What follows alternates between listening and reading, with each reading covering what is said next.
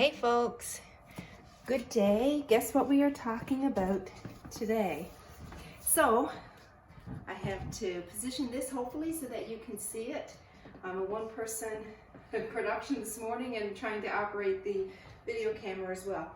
Anyway, today I want to talk to you about proper form for our push-ups because we are in a push-up challenge for the month of May.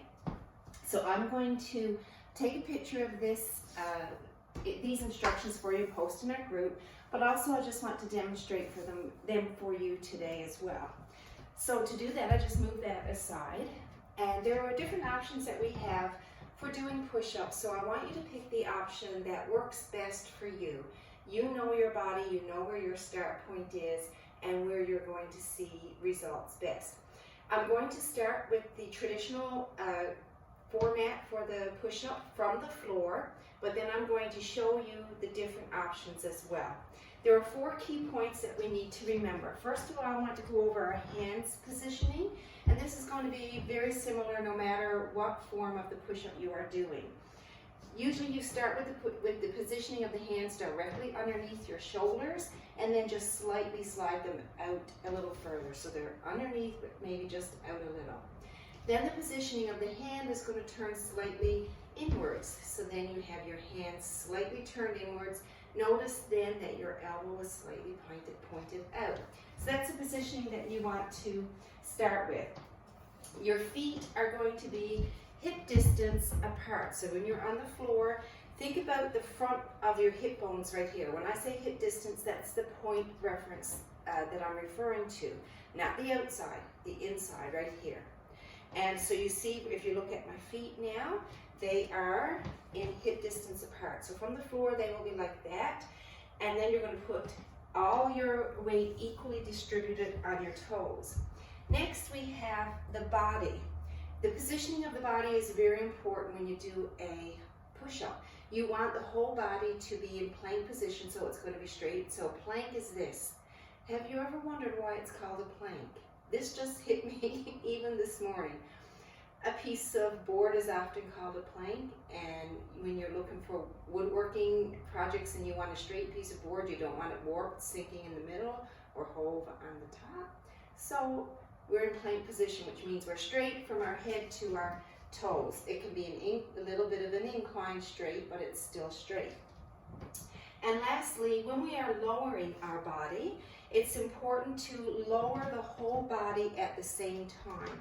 So you don't want to lead with your head. For example, if this was your push-up position, pretend now that this is actually down on the floor. You don't want to be leading with your head because that's going to strain your neck. You don't want to let your pelvis drop first because then you're pressuring on the lower back. So to demonstrate it from the floor, I also have a unique tool. We wouldn't really call this a fitness tool normally, would we? But this is a little trick that I've learned, that if you got the tendency to shift your head forward, if you just put this little ruler down your shirt and align it with your head, then that helps you to keep your head in the proper position. So we go to the floor on our knees first, then we're going to just go on all fours. Our hands are directly underneath our shoulders. Then we're going to slide them out a little bit wider. Mine feels comfortable about at the edge of the mat. Then we're going to turn them in slightly. Then we're going to shift our weight to our toes with our feet hip distance apart. Okay, equal weight everywhere. Okay, now when I lower, I'm just going to bend my elbows and lower the whole body at the same time, and then push back up. Okay, so you see that? The whole body goes in one plank. It doesn't go down here first. The arms bend and the whole body lowers. That's option number 1. Option number 2 is from the knees. So basically we follow the exact same guidelines. And again, I'm just going to keep that ruler there.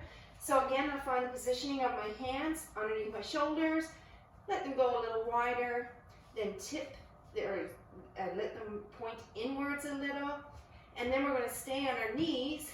Now this time, I have to make that plank with my body. So from my head to my shoulders to my hips is one straight line.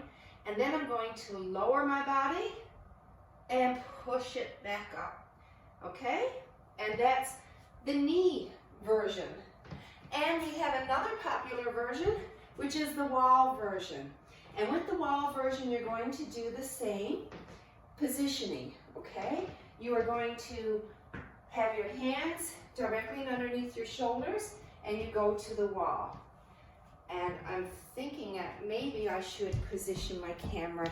Excuse me. Oh, low battery. Sorry, guys. I'm just going to position the camera so that you can see the wall. I'm sorry, folks. Here we go. All right. Now, from here, I'm going to stand with the length of my arm away from the wall, so my shoulders are over my hips. I'm in good alignment there, and my feet are hip distance apart. I'm going to maybe go slightly wider and turn my hands in, one straight line, go down to the wall and push away, okay? If you want to cover more distance, you can step back your feet a few inches, but then you notice when you do that, now your hands are above your shoulders, so you need to lower your hands the same amount of distance as you moved your feet, and then you can lower in and push away. That's it, folks. That's all I have for you today. Good luck with your challenge. Proper form means you're not going to have injury and you're going to prevent pain. So have an awesome day, guys. Good helping out.